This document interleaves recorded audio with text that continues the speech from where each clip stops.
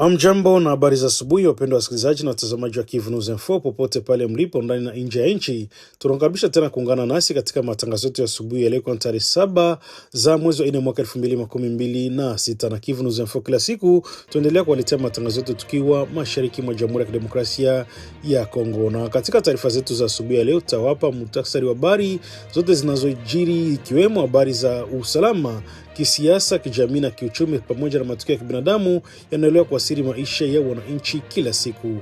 Na kabla tujaanza na habari zenyewe, tunapenda kuwafahamisha wasikilizaji na watazamaji wetu wote kwamba katika siku za hivi karibuni njia zetu za mawasiliano kupitia namba zetu za WhatsApp zimepata itilafu ya kiufundi. Na kutokana na tatizo hizo la kiufundi, kwa sasa huduma hiyo ya WhatsApp haitumiki kwa muda. Tunaomba radhi kwa usumbufu wowote ambao huenda umejitokeza na tunashukuru kwa uvumilivu wenu wakati timu yetu ya mafundi ikiendelea kushughulikia kurejesha hali ya kawaida haraka iwezekanavyo. Hata hivyo, huduma zetu nyingine za mawasiliano na utangazaji zinaendelea kama kawaida kupitia majukwaa yetu ya habari, na tutaendelea kuhabarisha bila kikomo kuhusu kinachoendelea kwa wakati sahihi na kwa uhakika zaidi. Na kama ilivyo kawaida yetu, leo tutaanza kwa kina hali ya usalama mashariki mwa Jamhuri ya Kidemokrasia ya Kongo, taarifa mpya kutoka maeneo mbalimbali ya mapigano pamoja na hali ya maisha ya wananchi waliokumbwa na migogoro na majanga ya asili. Pia tutakuletea taarifa za kisiasa na kijamii zinazogusa mustakabali wa taifa letu. Basi endelea kuwa nasi kwa taarifa kamili, uchambuzi wa kina na habari zote muhimu. Na hii ni Kivu News Info, sauti ya kweli, habari za uhakika na daraja la wananchi kuelekea taarifa sahihi kwa wakati. Langu jina mimi ni Ite Eloge Lulonga, na basi kama ndo mara kwanza unaungana nasi kupitia mtandao wa YouTube, basi kabla chochote ningekuomba kufanya kitu kimoja: hakikisha umesubscribe, kulike, comment na kushare, na kwa wengine wanasema kujabone, kueme vile na kupartager, kuendelea kusambaza habari kwa walio wengi zaidi. Na basi kama tutakuwa tumeshafanya hivyo, acha tuendelee kusema asante sana kuchagua Kivu News Info kama kituo chako chema cha matangazo. Basi mengi ni katika matangazo yetu ya asubuhi leo, ikiwa ni tarehe 7 za mwezi wa 4 mwaka 2026. Nani Kivu News Info, sauti ya wananchi. Basi karibu tukupashe.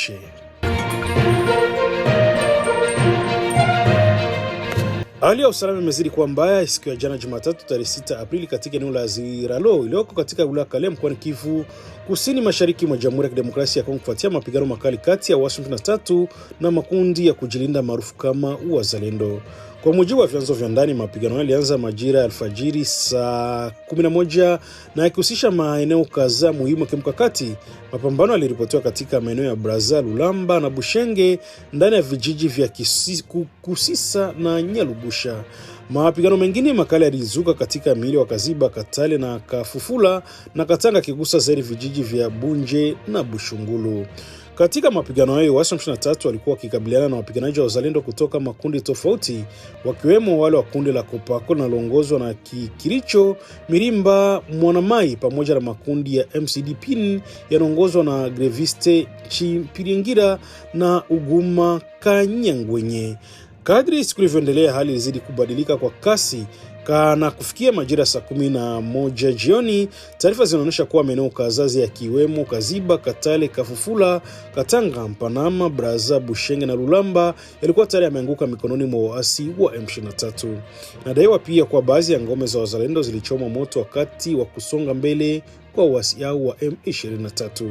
Kuongezeka kwa mapigano hayo kunasababisha wimbi kubwa la wakimbizi wa ndani. Wakazi kutoka maeneo yaliyoathirika pamoja na vijiji vya jirani kama Kashebere, Tuchunguti, Ruchuro, Kirambo na Bunyangungu wamekimbia kwa wingi wakihofia usalama wao. Wanawake, watoto, wazee pamoja na watu wenye ulemavu wameonekana wakielekea katika eneo la Mianda ndani ya kijiji cha Bulembwe kinachochukuliwa kwa sasa kuwa salama kwa kiasi. Wakati huo, taarifa kutoka vyanzo vinavyoaminika zinaeleza kuwa waasi wanaendelea kusonga mbele kuelekea Tuchunguti, makao makuu ya Zilaro yaliyo kumbali wa takriban kilomita 7 kutoka maeneo ya mapigano. Hali inaongeza hofu ya kuendelea kwa mapigano katika siku zijazo. Na kwa upande wa kibinadamu, hali inazidi kuwa mbaya. Familia nyingi zimekosa makazi, zikilala nje bila msaada wote, zikikabiliwa na mvua, baridi na ukosefu wa chakula. Mahitaji ya dharura yameongezeka huku msaada wa kibinadamu ukiwa bado haujawafikia wengi wao. Hadi sasa kuna taarifa rasmi iliyotolewa na mamlaka kuhusu hali halisi ya mapigano hayo hayo na hatua zinazochukuliwa kurejesha usalama katika eneo hilo. Kwa jumla, hali ya Ziralo inaendelea kuwa ya tete na ya kusikitisha, huku wakazi wakiendelea kuishi katika mazingira magumu wakisubiri hatua madhubuti zitakazorejesha utulivu na usalama wa kudumu katika eneo hilo. Katika mkoa wa Ituri, mashariki mwa Jamhuri ya Kidemokrasia ya Kongo, hali ya usalama inaendelea kuwa tete licha ya operesheni za kijeshi zinazoendelea. Jeshi la Jamhuri ya Kidemokrasia ya Kongo FARDC limetangaza mafanikio hivi karibuni baada ya kuwaua wapiganaji 11 wa makundi yenye silaha katika maeneo ya Mombasa na Njugu. Kwa mujibu wa msemaji wa kijeshi katika eneo hilo, Jile Ngongo Chikudi, operesheni hizo zinalenga hasa kundi la uasi la ADF pamoja na wanamgambo wa Cooperative pour la Réforme du Congo. Katika mapambano hayo, wanamgambo watano wa ADF waliuawa katika eneo la Mombasa, huku wengine 6 wa CRP, kundi linalohusishwa na Thomas Lubanga, wakiuawa katika wilaya ya Njugu. Katika mji wa Mombasa Centre, vikosi vya jeshi la Jamhuri ya Kidemokrasia ya Kongo vilifanikiwa kuzima shambulio la ghafla lilolenga raia, na ripotiwa kwa wapiganaji wa ADF walikuwa tayari wameanza kushambulia wakazi kabla ya kukutana na upinzani mkali kutoka kwa jeshi la serikali. Mapambano makali yalizuka na hatimaye washambuliaji hao walilazimika kurudi nyuma baada ya kupoteza baadhi ya wapiganaji wao. Wakati huo katika eneo la Njugu, jeshi limetekeleza operesheni ya kujihami dhidi ya wanamgambo wa CRP waliokuwa wakijaribu kushambulia maeneo ya wakazi. Katika operesheni hiyo, wanamgambo 6 waliuawa na hali kurejea kwa muda chini ya udhibiti wa vikosi vya serikali. Akizungumza kuhusu hali hiyo, Luteni Jile Ngongo alisitiza kuwa jeshi la Jamhuri ya Kidemokrasia ya Kongo FARDC lilijibu mashambulizi yao kwa nguvu zote, akieleza kwa operesheni za kusaka na kusafisha maeneo yaliyoathirika bado zinaendelea ili kuhakikisha usalama wa kudumu kwa raia. Hata hivyo, licha ya mafanikio ya kijeshi, hali ya kibinadamu bado inatia wasiwasi mkubwa, hasa katika Mombasa Centre. Nyumba kadhaa zimeripotiwa kuporwa na kuchoma moto wakati wa mashambulizi ya ADF. Kuna taarifa za kutekwa kwa raia kadhaa, huku hatima yao ikiwa bado haijulikani hadi sasa. Wachambuzi wa masuala ya usalama wanaonya kuwa ingawa hatua hizi zinaonyesha uwezo wa kijeshi kujibu kwa haraka, bado kuna changamoto kubwa katika mikakati ya jumla ya kurejesha amani ya kudumu katika mkoa wa Ituri. Wanasisitiza umuhimu wa kuboresha uratibu wa operesheni za kijeshi pamoja na ushirikiano wa karibu kati ya vyombo vya usalama ili kukabiliana na kikamilifu na makundi haya yenye silaha. Kwa sasa wakazi wa maeneo yaliyoathirika wanaendelea kuishi katika hali ya hofu na taruki, wakisubiri kurejea kwa utulivu wa kudumu pamoja na kurejeshwa kwa mamlaka kamili ya serikali katika maeneo yao. Katika mashariki mwa Jamhuri ya Kidemokrasia ya Kongo, wale usalama endelea kuwa sitofahamu kufuatia taarifa kinzani kuhusu uwepo wa wasi 3 pamoja na wanajeshi wa Rwanda Defense Force katika maeneo ya Kabare na Chirungu mkoani Kivu Kusini, mashariki mwa Jamhuri ya Kidemokrasia ya Kongo. Kwa mujibu wa vyanzo vya ndani, taarifa zilizokuwa zimesambaa kwenye mitandao ya kijamii kudai kuwa vikosi vya M23 na RDF vimejiondoa katika maeneo hayo si kweli. Badala yake kilichotokea ni mabadiliko ya nafasi za kijeshi maarufu kama relèvement des troupes, aliyotafsiriwa vibaya na kusababisha taruki kubwa miongoni mwa wakazi. Katika eneo la Kabare, wakazi waliamini kuwa vikosi hivyo vimeondoka kabisa, jambo lilosababisha baadhi yao kuanza kupora mali katika makazi ya jadi ya kiongozi wa eneo hilo anaojulikana kama Mwami wa Kabare. Hata hivyo, hali ilibadilika haraka baada ya waasi wa M23 pamoja na vikosi vya RDF kurejea na kujipanga upya katika maeneo hayo, jambo lilozua hofu upya kwa wananchi. Vyanzo hivyo vinaeleza kwa kurejea kwa vikosi hivyo kulifanyika Jumatatu kabla ya adhuhuri, na tangu wakati huo hakuna ushahidi wowote unaonyesha kuwa kulikuwa na uondoaji wa kudumu wa wanajeshi hao katika maeneo ya Kabare na Chirungu. Tukio linaonyesha namna taarifa zisizo sahihi zinaweza kusababisha mgawanyiko mkubwa na hata kuchochea vitendo vya uvunjifu wa amani miongoni mwa raia. Wachambuzi wa masuala ya usalama wanaonya kuwa vita vya taarifa, hasa kupitia mitandao ya kijamii, vinaweza kuwa hatari sawasawa na mapigano yenyewe, kwani vinaathiri matumizi ya harakati za wananchi katika mazingira hatarishi. Kwa upande mwingine, hali inaendelea kuibua maswali mengi kuhusu udhibiti wa taarifa rasmi katika kipindi hiki cha mvutano wa kijeshi mashariki mwa nchi, ambako mara nyingi taarifa hutofautiana kati ya vyanzo vya serikali, mwanaharakati na mashahidi wa eneo husika. Wakati huo, wakazi wa maeneo ya Kabare na Chirungu wanaendelea kuishi katika hali ya hofu, wakihofia mapigano mapya au operesheni za kijeshi zinazoweza kuzuka wakati wowote. Wengi wao wanatoa wito kwa mamlaka kuhakikisha upatikanaji wa taarifa sahihi kwa wakati ili kuepusha madhara yanayotokana na uvumi. Kwa sasa ni wazi kwa vikosi vya M23 na RDF bado vinaendelea kuwepo katika maeneo hayo, huku hali ya usalama ikiendelea kuwa tete na isiyotabirika na ikihitaji uangalizi wa karibu kutoka kwa mamlaka pamoja na jumuiya ya kimataifa. Katika mkoa wa Kivu Kusini, mashariki mwa Jamhuri ya Kidemokrasia ya Kongo, sekta madini imekumbwa na tukio jingine la kusikitisha loacha simanzi kubwa miongoni mwa wananchi.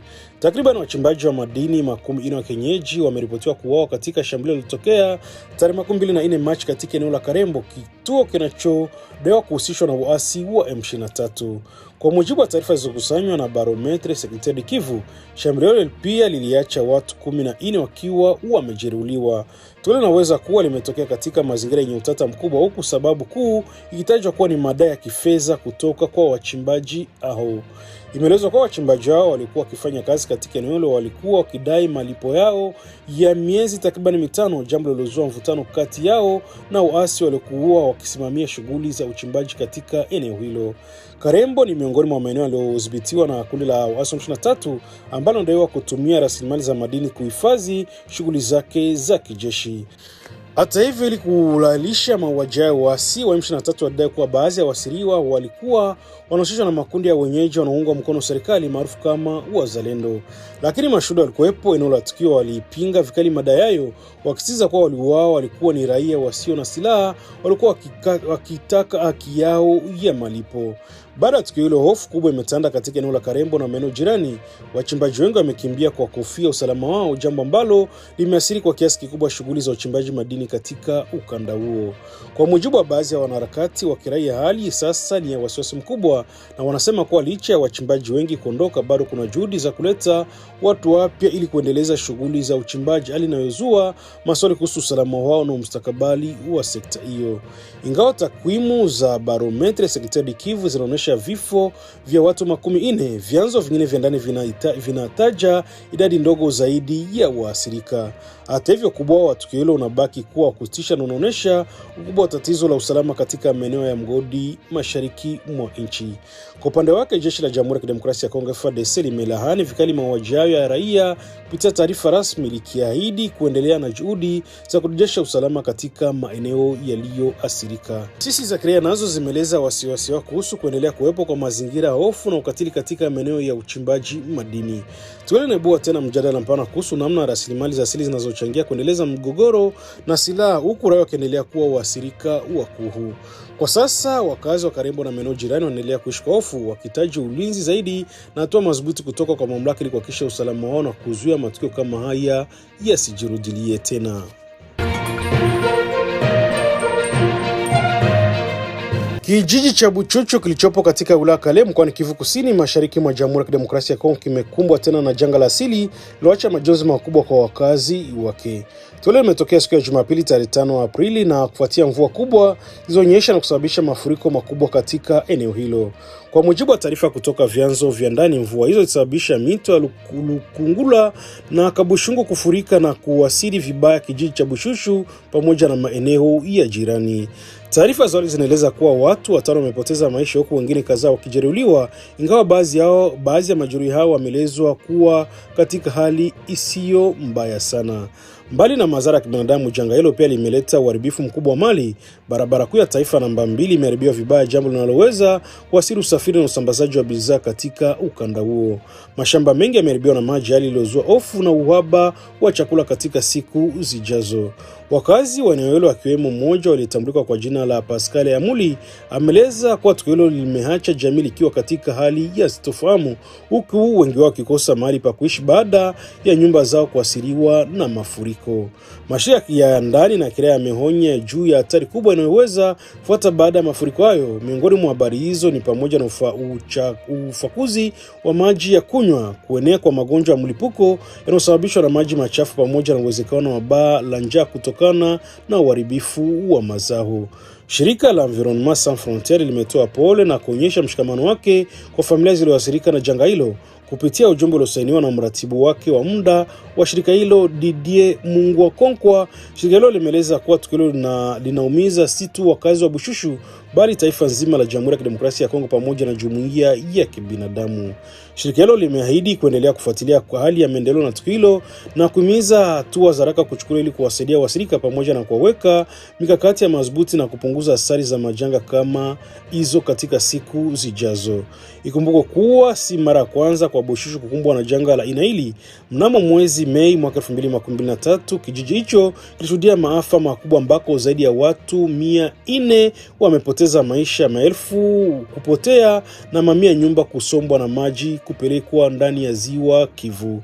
Kwa sasa wakazi wa Bushushu wanaendelea kuhitaji msaada wa haraka na kibinadamu huku wakikabiliwa na hali ngumu ya maisha baada ya kupoteza wapendo wao, makazi na vyanzo vya riziki. Wito unaendelea kutolewa kwa serikali na mashirika ya misaada kuchukua hatua za haraka ili kuokoa maisha na kurejesha matumaini kwa jamii hiyo iliyoathirika. Serikali ya Jamhuri ya Kidemokrasia ya Kongo imeelezwa kwa kina kuhusu hali ya usalama inayoendelea kuzorota katika maeneo ya mashariki mwa nchi, hususan katika mkoa wa Kivu Kaskazini na Kusini. Taarifa hiyo imetolewa na makamu waziri mkuu anayehusika na ulinzi wa taifa na masuala ya wazee wa vita Gika Mombo Mwandia Vita wakati wa mkutano wa 85 la baraza la mawaziri uliofanyika tarehe 3 Aprili mwaka 2026.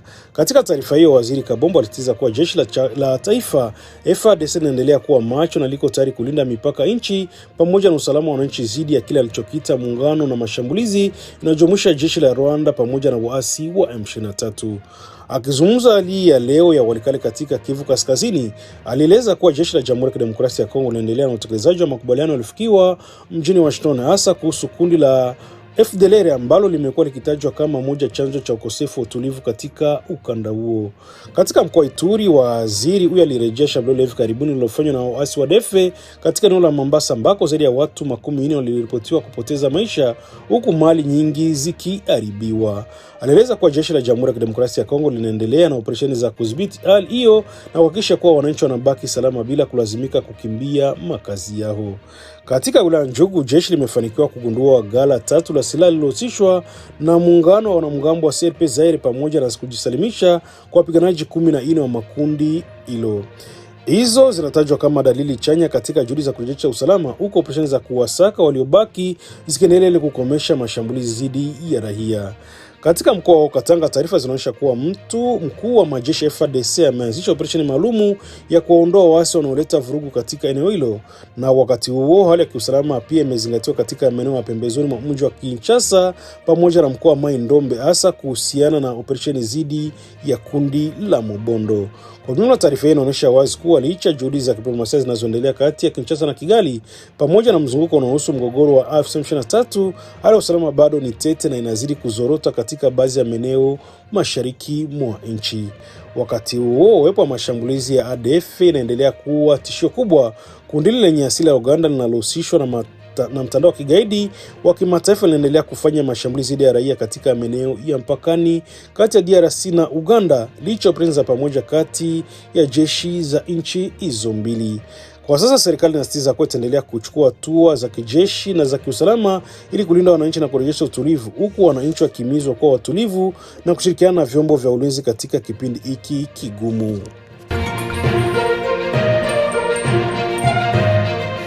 Ripoti mpya yenye uzito mkubwa iliyochapishwa mwezi Aprili mwaka 2026 na Congo Research Group kwa kushirikiana na Center on International Cooperation imebua madai mazito kuhusu nafasi ya Uganda katika kurejea kwa nguvu kwa waasi wa M23 nchini Jamhuri ya Kidemokrasia ya Kongo. Kwa mujibu wa ripoti hiyo, Uganda imekuwa na mchango mkubwa lakini wa kificho katika kufufua upya uasi huo, hali ambayo imechangia kuzorota kwa usalama katika mashariki mwa Kongo. Watafiti wanaeleza kuwa tangu mwaka 2013 baada ya M23 kushindwa kijeshi, wapiganaji wake wengi walikimbilia nchini Uganda, hasa katika kambi ya kijeshi ya Bianga iliyoko kusini magharibi mwa nchi hiyo. Ni katika eneo hilo ndipo, kwa mujibu wa ripoti hiyo, harakati za kuijenga upya M23 zilianza kwa siri, zikiwemo juhudi za kuajiri wapiganaji wapya kuanzia mwaka 2021. Inadaiwa kuwa shughuli hizo zilifanyika kwa uelewa na ukimya kwa baadhi wa mamlaka za ndani za Uganda. Ripoti hiyo inaeleza kuwa mwaka 2017 kiongozi wa kijeshi wa M23 Sultani Makenga alihamishwa kuasiri kuelekea maeneo ya milima Sabinyo mpakani mwa Uganda, Rwanda na DRC. Inadaiwa kuwa hatua hiyo ilirahisishwa na maafisa waandamizi wa jeshi la Uganda ambao pia wanatajwa kuwa kushiriki kama wakufuzi katika kambi za mafunzo za waasi wa M23. Katika mkutaba mpana zaidi, ripoti inaonyesha kuwa ushindani wa kimkakati kati ya Uganda na Rwanda unaweza kuwa moja sababu kuchochea kuongezeka kwa mgogoro huo. Inaelezwa kuwa kuongezeka kwa ushawishi wa Uganda katika eneo la Ituri kulichochea Rwanda kuimarisha msaada wake kwa M23 na hivyo kuongeza mvutano wa kijeshi katika ukanda huo. Moja ya madai mazito yaliyomo katika ripoti hiyo ni kuhusu kuanguka kwa mji wa mpakani wa Bunagana ambako inadaiwa kuwa vikosi vya UPDF vilihusika moja kwa moja kufungua njia salama iliyowezesha waasi wa M23 kuingia na kulidhibiti eneo hilo licha ya walikuwa wakiwazuia. Ripoti hiyo pia inataja uhusiano kati ya Uganda na Thomas Rubanga, kiongozi wa kisiasa kundi la Convention pour la Revolution Populaire CRP ambalo makao yake inadaiwa kuwa mjini Kampala. Kundi hili linatajwa kuwa na mashirika ya muungano wa M23 likitumika kama mkakati wa kuendeleza machafuko hasa katika mkoa wa Ituri. Ufufuo unaibua maswali makubwa kuhusu nafasi ya mataifa ya kikanda katika mgogoro unaendelea mashariki mwa Kongo, huku akionyesha namna ambavyo maslahi ya kisiasa na kiusalama yanaweza kuchangia kuendeleza vita vinavyosiri moja kwa moja raia wasiokuwa na hatia.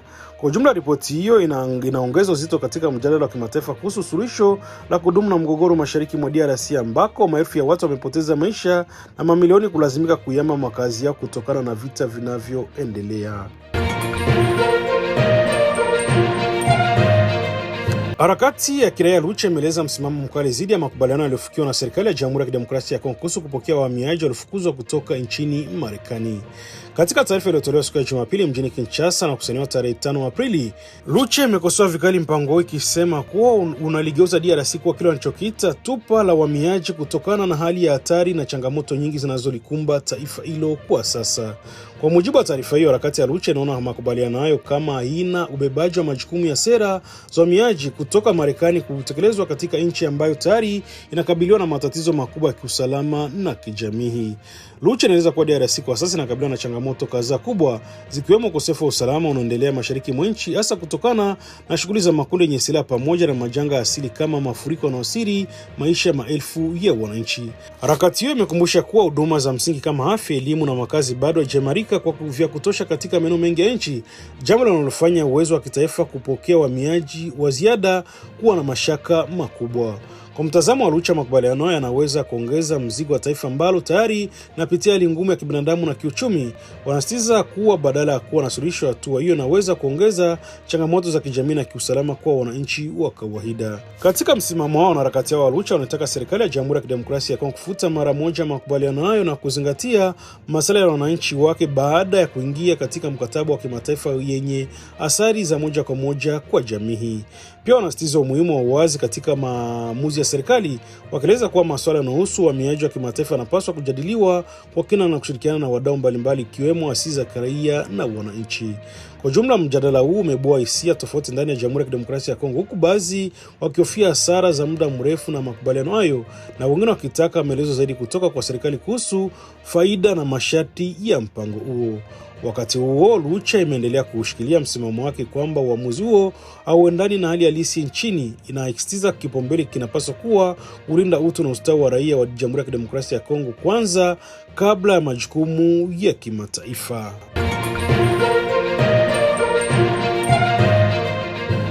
Na kufikia hapo ndipo tunafika mwisho wa matangazo yetu ya asubuhi ya leo kwa tarehe 7 za mwezi wa 4 mwaka 2026. Asanteni sana wasikilizaji na watazamaji wetu wa Kivu News Info kwa kuwa nasi mwanzo hadi mwisho wa matangazo yetu ya asubuhi ya leo. Na tunakumbusha kuwa tumekuletea habari muhimu kuhusu hali ya usalama, masuala ya kijamii na matukio mbalimbali yanayoendelea ndani na nje ya nchi kwa lengo la kuhakikisha mnabaki na taarifa sahihi na kwa wakati. Vile vile tuendelea kuwashukuru kwa imani yenu kwetu na kuendelea kufuatilia vipindi vyetu kila siku. Muendelee kupatia taarifa za maeneo yenu na kushirikiana nasi katika kueneza habari za kweli na zenye uhakika. Vile vile tunapenda kukumbusha tena kuwa namba zetu za WhatsApp bado zina tatizo la kiufundi, hivyo kwa sasa hazitumiki. Tunaomba radhi kwa usumbufu wowote na tunahakikishia kuwa tatizo hilo linafanywa kazi na litarekebishwa haraka iwezekanavyo. Langu jina mimi ni Ite Eloge Lulongo, na kama ilikuwa ndo mara kwanza unakutana nasi kupitia mtandao wa YouTube, kabla kuondoka ningekuomba kufanya kitu kimoja. Hakikisha umesubscribe, kulike, comment na kushare, na kwa lugha nyingine nasema kujabone, kueme vile vile na kupartage, kuendelea kusambaza habari kwa walio wengi zaidi. Na basi kama tutakuwa tumeshafanya hivyo, acha tuendelee kusema asante sana kuchagua Kivu News Info kama kituo chako chema cha matangazo. Nia na mazungumzo kila siku kesho tunakuletea habari saizi zenye kuaminika tena kwa muda mwafaka, na kitu kingine ambacho ni muhimu zaidi, unaweza kubonyeza kwenye titre ya habari na itakupeleka moja kwa moja hapo chini kwa description, ambako utakutana na linki mbili. Wa Fransa wanasema lien ya kwanza kubonyeza itakupeleka moja kwa moja kujabone kupitia channel yetu ya WhatsApp, na link ya pili itasababisha unajiunga pamoja nasi vile vile kupitia grupu letu la WhatsApp. Na baada ya kufanya hivyo itarisha sana usipite na chochote kipindi ambako utakuwa unapotea habari mpya kupitia channel yetu hii ya YouTube. Hii ni Kivu News Info, sauti ya wananchi. Basi tunatakia asubuhi njema, mafanikio tele, na wala tena tukutanane kwenye matangazo yetu mengine ya baadaye kwa mapenzi ya Mwenyezi Mungu. Basi asubuhi njema, baki salama, bye bye na chau.